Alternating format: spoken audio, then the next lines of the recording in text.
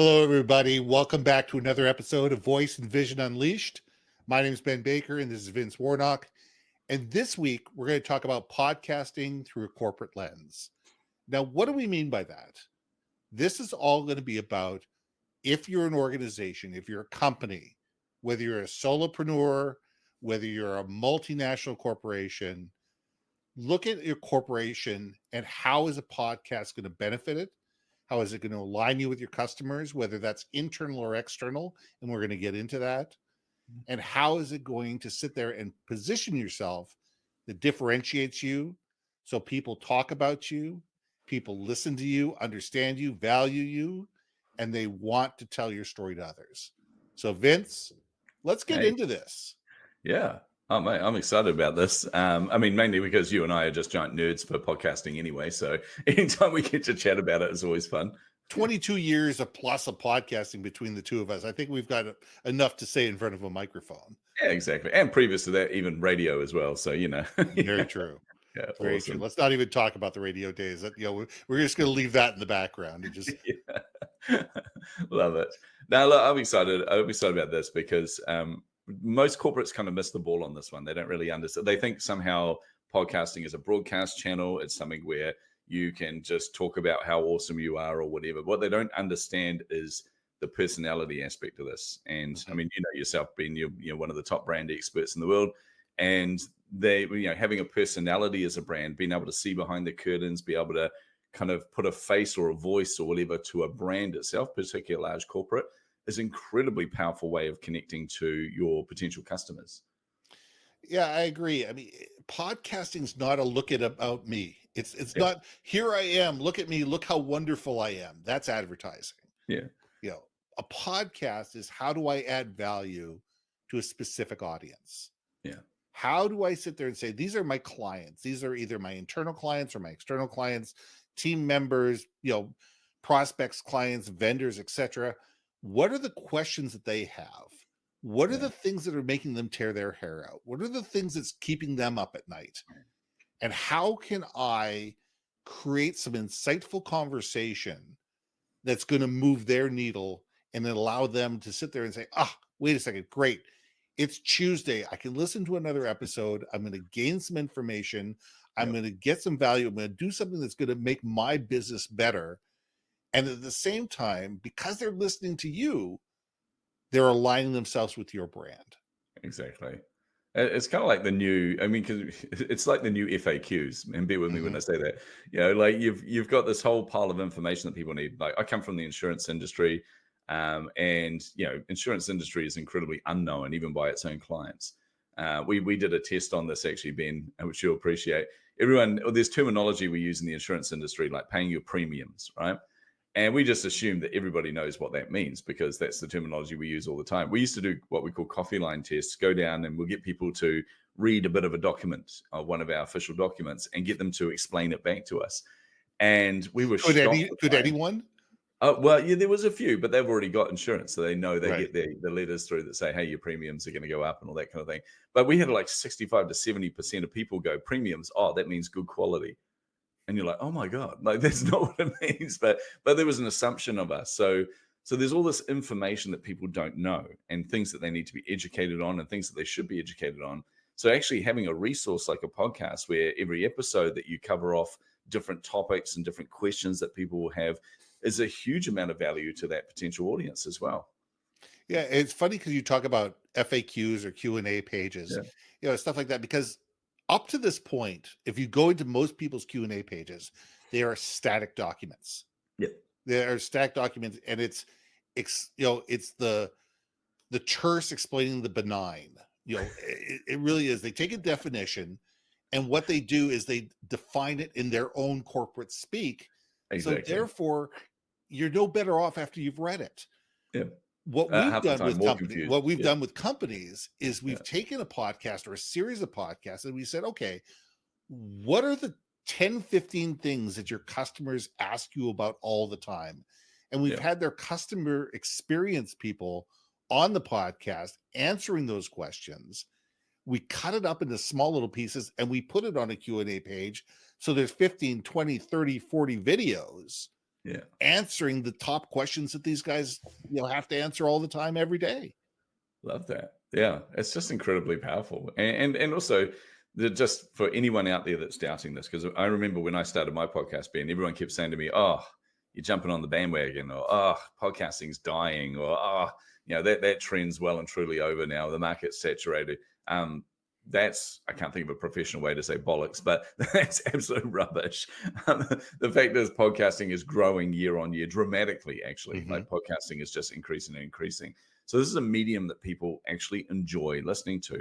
And part of that's the reason of where they listen to this, because Hmm. they don't necessarily need to be sitting at a desk listening to this. Often, I mean, when I listen to podcasts, I'm either driving somewhere, Yeah. go and pick my wife up from something, or drop the kids off, or whatever, or I'm going for a run. Although I don't do enough of that anymore. Maybe going for a walk. There we go. Go for a walk, and I'll listen Walk, to a it. bike ride, whatever. Yeah, Yeah, exactly. exactly. But that's when you listen. So you've got a captive audience that are listening to you. They're not skipping forward. In fact, I think it was 86% of people listen to a podcast from start to finish. Right? They Hmm. don't just skip out like they would on a YouTube video, but they can listen to it while they're doing something else. And that is incredibly powerful.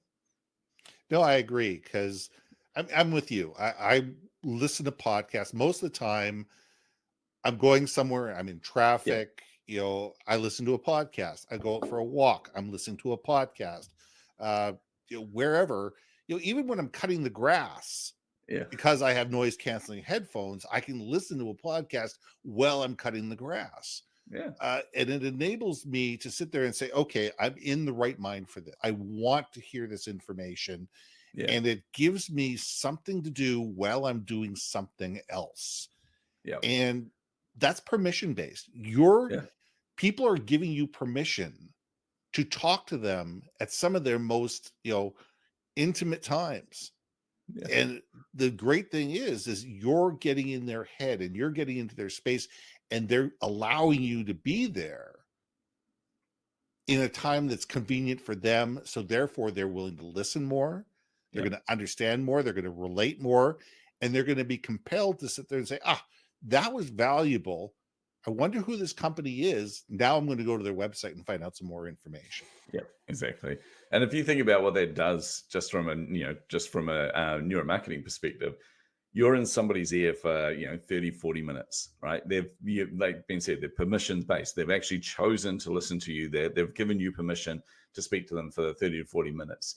At the end of that, you've added value to them. If you've done it right, you've added value to that listener. What that does inside of their head is it doesn't just bring you to the forefront of, hey, that's a brand that I remember or a brand I recognize, but it positions you as a thought leader.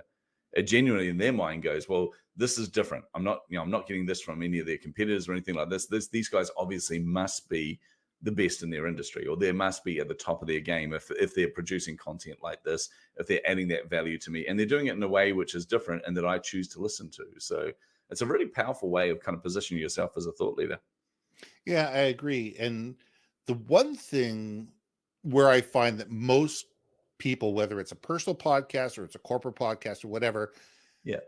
miss the boat is that a 30 to 40-minute podcast Yeah. is thousands of words. Yep.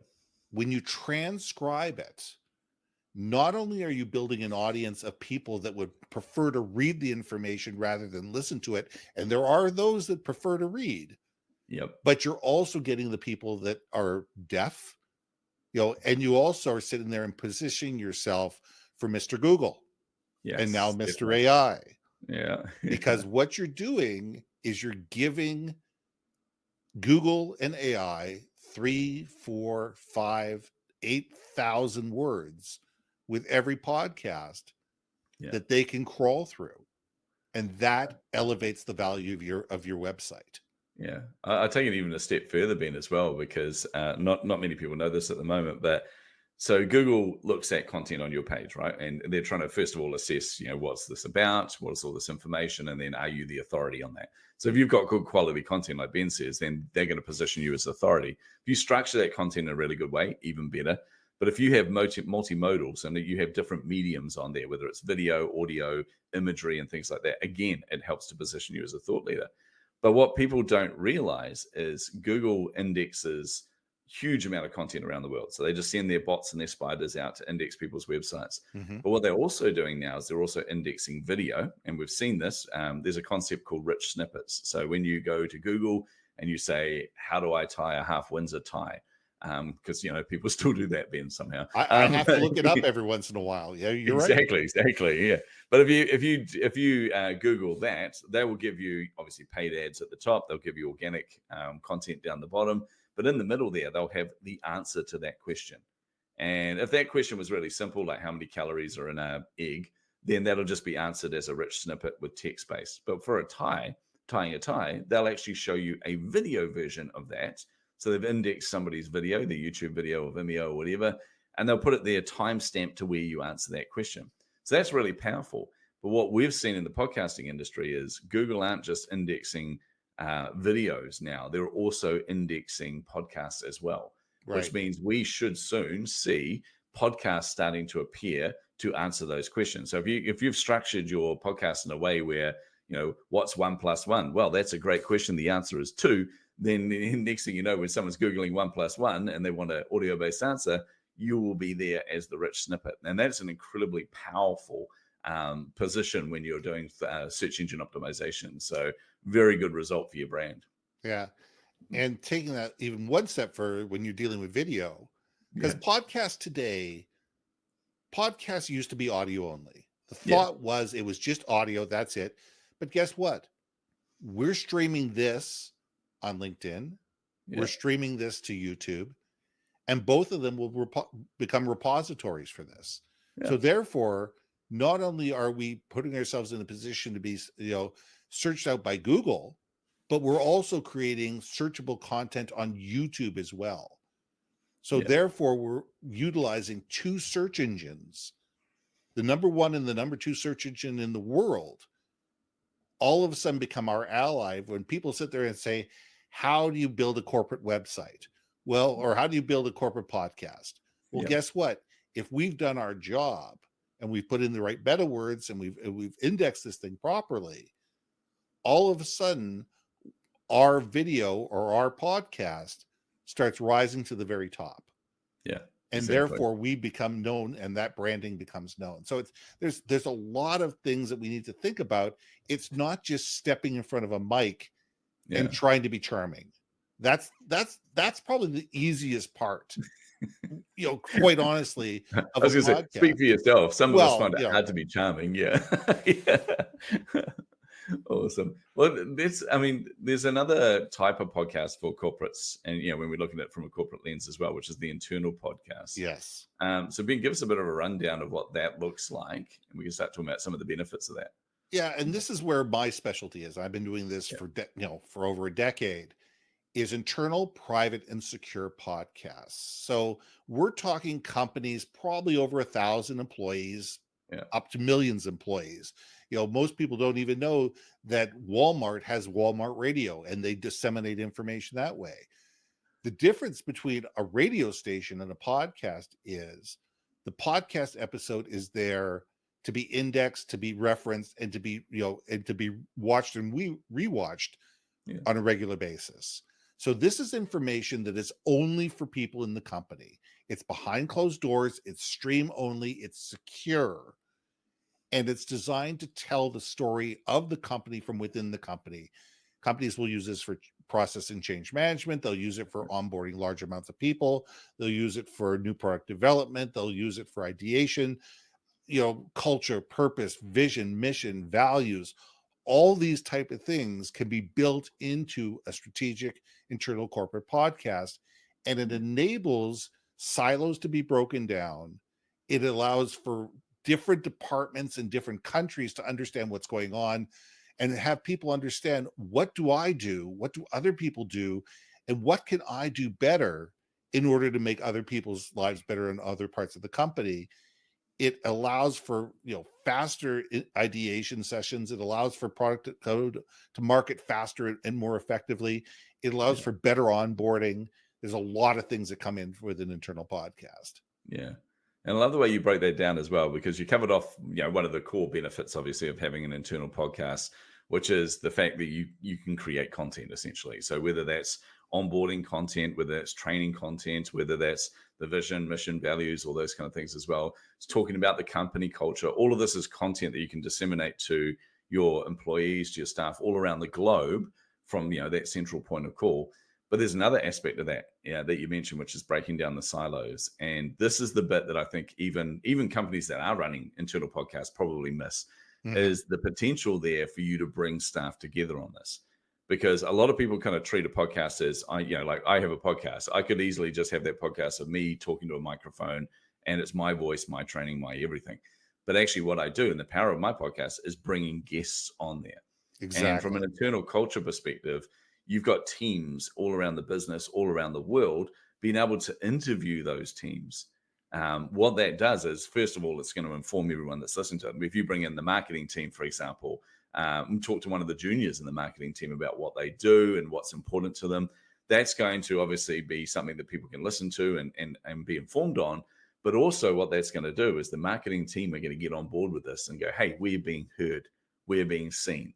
This means we have a voice within the organization. And then somebody else comes in from the operations team or from the finance team or whatever, and they're talking about something that's important to them. You get to know them, you get to see behind the curtain, but at the same time, they feel seen and they feel heard. It's an value. Don't forget about value. Absolutely valued. And it's an incredibly powerful way to bring people together within an organization as well. Yeah, and it's important that internal podcast just can't be the talking head, the CEO, a vice president of corporate communication, whoever, that just sits there and pontificates from on high. It has to be voices from across the departments, across the countries, across the world, at different levels. So you can understand what's going on in the marketing team in Malaysia, what's going on with the operations team in Germany, what's going on with the South American team. And being able to do that and be able to do that. And we're starting to use the ability to be able to translate podcasts in real time. Not only as a text-based translation, so different languages, but also audio software. There's a new software out there called Hey Gen, which allows you to be able, through the power of AI, to be able to translate a video podcast from one language to another. And it is absolutely incredible what it is. Is it perfect? No. Is it getting better? Absolutely. And it's not just, this is the thing, when everyone pitches that, I'm picturing that they're picturing the same thing I would have, which is like translations coming up on the screen. No. It actually changes your voice to a different language with your tone, so it still sounds like your voice. Suddenly I'm speaking Mandarin, but my lips, it actually makes your mouth move to the new intonation as well. So it actually looks like you're speaking Mandarin or Spanish or Italian or whatever. It's incredible. I've never been more multilingual. I know. Barely speak English. And just think about it. Think of all of a sudden you've got 5,000 people in Malaysia who English is not their first language. Maybe Malaysian it is, but I'm just saying that you have that are far more comfortable speaking Malaysian. What if you can provide them with the podcast in a native tongue that makes things easier for them to not only understand, but also engage with? That becomes a powerful piece. The only downside to that is if you've got your CEO doing a video-based podcast, speaking multiple different languages, just be prepared the fact that when he goes to Malaysia, they're probably going to think he speaks Malaysian. Yes, exactly. That's going to get awkward really quickly, trust me. So you need to be able to to let people know, hey, listen, this is AI translation. You got to be upfront about it. You absolutely listen. We're using technology. It's AI. If there's a miscommunication or if there's something that is said that doesn't make sense, please get in touch with Ben at blah blah blah blah blah, and have somebody that can clarify it. Because you know what, you are going to have miscommunication with this. No translation software is 100% perfect. You have nuances with language, you have misinterpretation, and you can have those type of things. So you need to be able to be aware that those can happen. But we're 90 to 95% there.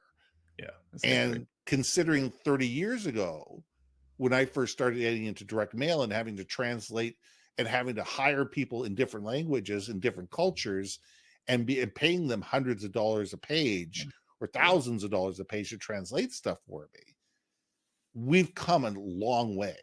Yeah, definitely. We used to have the same with we had to translate most of our website and content and things into about 9 different languages. And even then, you'd pay for every single one of those languages. None of us could actually check if it was real. So you'd No, have to also, if it was accurate, so you'd have to pay people to even sense check that and make sure it's accurate. And then whenever we did Japanese, for some strange reason, didn't matter what translation service we used, you ended up having to pay to get it done 3 or 4 times, because when you had it checked by people, they're like, oh, that's more conversational, that's more formal. Oh, you've got too much of a mixture of both. And you're like, oh my goodness. So yeah, this takes out all the pressure of that. I was thinking though, when you're talking about some of the errors that were there, it'd be hilarious if the CEO went in there and said, you should all be fired up and ready to go. And it translates it to, you should all be fired. So that would be a very negative response, but generally it's pretty accurate. so when we're thinking about internal podcasts, and then we'll go back to external podcasts, Yeah, because sure. most companies are going to have an external podcast before they have an internal podcast. Yeah, totally. Yeah. But you need to be thinking about all the different divisions in our company. And it's not just the podcast itself. It's how do I use this podcast to drive conversations? Yeah. How do I get the teams to have conversations? How do we get the leadership to utilize the power of the podcast to drive the messaging and to form the conversations and to enable different divisions to actually talk to one another? Yeah. It's an impetus. It's a starting place. It's a way to start the conversations, and it's a way to build awareness. It's not perfect. It's not a silver bullet. It doesn't do everything for you, but Yeah. what it does, it's a conversation starter and enables people to have that basic understanding of what's going on, why it's happening, and why they should care. Yeah, 100%. And Now, part of the way but to do this as well is you've got to get that internal buy-in, don't you? I mean, you absolutely don't want to, like anything, you don't really want to build this by committee. So you don't want no. to, like, get every single person saying there, but putting a team together that can advise, a team together that can, from different departments, different, offices around the world and things like that, that can come together and advise on, hey, this is the feedback we're hearing in our teams. We should probably do something a bit different here, or these are the people we should be interviewing or talking to. These are the things that we want to know, that our teams want to know, because never assume that you know what everyone wants to know. Like, trust me on that one. So yeah, we but always getting we that always buy-in, start with 500 people, 250 to 500 people, yeah, that are champions across the company, nice, yeah, and be able to sit there and say, what do you think of this podcast? What are the things that we're missing? What are the things that you want to hear? Who are the people you want to hear from? What are the subjects that we're missing?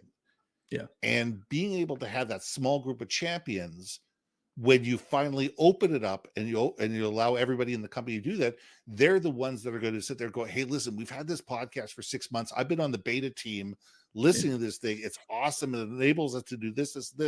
And all of a sudden you go from having 25% buy-in on the podcast to 75%, yeah, buy-in on the podcast. And yeah, that's powerful. yeah. And then it Start becomes the ultimate small, goal. work your way up. Yeah, it becomes the ultimate goal of the podcast, becomes the water cooler talk. It's like, oh, do you Absolutely. hear what they said on the podcast? Oh, do you hear they were talking to Jim? And then Jim walks by, hey, Jim, that was really interesting. Creates a conversation piece between different departments, different people, and things like that as well. Exactly. Yeah, So let's go back to public facing podcasts. The podcast, it's on Spotify, it's on iHeart, it's on Apple, it's yeah, it's everywhere and everywhere, and it's really designed. It's designed for your internal audience as well. Hopefully, they're listening to it because it's about your mission, your vision, your culture, your yeah, values, who you are as a company, and and what you're all about. But it's designed to build relationships with your clients and your prospects, yeah, and it's designed for thought leadership, and it's designed for this. What a lot of people miss is a podcast is a treasure trove. See if I can say that 5 times yeah. I was fast. thinking, glad you said that, not me. of Yeah, of information, being yeah, able to create 5 or 6 small videos, 3 to 5 minute videos from any podcast, to be able to create audio snippets, to be able to create tweets, to be able to create all sorts of images with text on them, and all sorts of training material that can be used, all comes from this podcast. My yeah, second book was written from a podcast. We did 16 episodes of a podcast specifically during COVID that yeah, became a book that my partner Claire Chandler and I wrote, called Leading Beyond a Crisis, a conversation about what's next. yeah, So there's so much that can come out of a podcast It's being able to sit there and go, okay, deliberately, who are we asking? What do we want them to know? What value are we adding? What do we want them to do next? And how do we take that original content and break it up into snippets that can be used across various multimedia channels, not only by the media team, but also be able to give that information out to people within the company and allowing them to share it on their own social media channels. Yeah, exactly. I still remember being in early days of doing my podcast. I would treat the podcast and social media as two different things. A bit naive of me, considering I'm a marketing guy. But anyway, but I'd be like, oh, I've got to create content for social media. I've got to create content for this. I've got to create content for that. And then I looked and realized, what am I doing every single day is creating content. And why don't I repurpose that content? And suddenly it was like, oh, the ability. And even down to one time I'm trying to do a masterclass on something, and I'm like, oh, I've got to come up with something fresh and something new. And I'm like, hey, wait a minute, I've written a whole pile of books and I run podcasts. I'm creating content all the time. Repurpose that content. So actually just repurpose it, going back to the notes and go, right, I can do this masterclass, without even having to think about it. It's incredibly powerful. But the other thing that people don't realize, and this probably applies a little bit more to smaller businesses than large corporate, but the principle behind this can definitely translate across, is one of the powers that a podcast give you is the ability to connect with almost anybody. And what I True. mean by that is if you've got the ideal client out there. You got this business you've been trying to connect with, you've been trying to do business with. We had this with a video production company back in New Zealand, and they had their dream clients, and we put a list of their dream clients up there. So we decided we were going to do a video-based podcast, and they were going to find the key person they need to talk to at each of those and interview them on their show. So actually find, in their case, they said, what makes a video Kiwi? Like what makes it New Zealand, So they wanted to talk to brand experts around the country and find out their opinion on that. Now, what that does is it shows respect to your potential client because you're reaching out to them. It's got a connection point. You're not going, hey, I want to talk to you about selling you something. Instead, you're going, I want to talk to you about adding value to you. I want to do something for you and have you on my show. And I want to showcase how amazing you are, at least that's what they hear in their head. And then when you're on there, you're building a relationship with them. You're building a connection with them. And I mean, you and I met through podcasting, Ben, and we've become very good friends. And actually, guests I've had on my show, some of them have become really good friends. Some of them I've done joint ventures with. Some of them have become clients. Some of them I've become a client of. So you've got this connection point to almost everyone. From a sales strategy perspective, if you've got that whale that you really want to connect with out there, that ideal client, this gives you an inroad that you wouldn't have had before. It's really powerful. Exactly. I mean, it's amazing the things that people will tell you on a podcast interview Yeah. that they Yeah. would never tell you if you were sitting across the desk in their office. Yep. And it's Or amazing, even they just wouldn't sit there tell and go, anyone in public what are half the the time. top 3 challenges your business is facing right now? Yeah. And in Yeah. a podcast interview, it's amazing how quickly those answers will come off the top of their head. Where Yeah. somebody could be very cagey if they think, oh, wait a second, they're trying to sell me. Yeah. Well, you've lowered the defenses. They're not in that defensive mode going, wait, I can't give out information because you're going to use it against me or you're going to use it to try and sell to me. They're actually just having a conversation. I will say this, though, Ben. I had a woman on my show one time. She's amazing. She's become a very good friend of mine. But she was talking about her backstory and things and was telling me these stories of all this tragedy that she'd been through. And she'd been through a horrible background and is doing incredibly well now. But she revealed something there and she was like, oh, blah, blah, blah, blah, blah. And then she went, oh, crap. I just realized I've never said that publicly before. Yeah, remind me at the end of this. I need to call my mum and let her know. I was like, oops. Obviously, I made sure she was okay with that information going public, but Exactly. it was a really powerful moment for her. And that's how at ease people can be when you're having a conversational based podcast interview with them.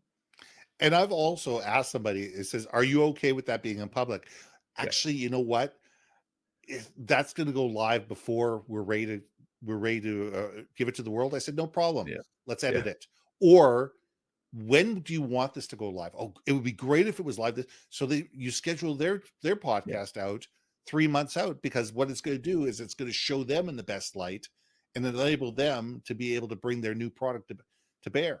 Yeah. So it's That's a matter of sitting there going, how are we going to be able to not only have this podcast be good for us as a company, but how can we give you, the customer, the tools to enable you to share it amongst your social media channels? Yeah.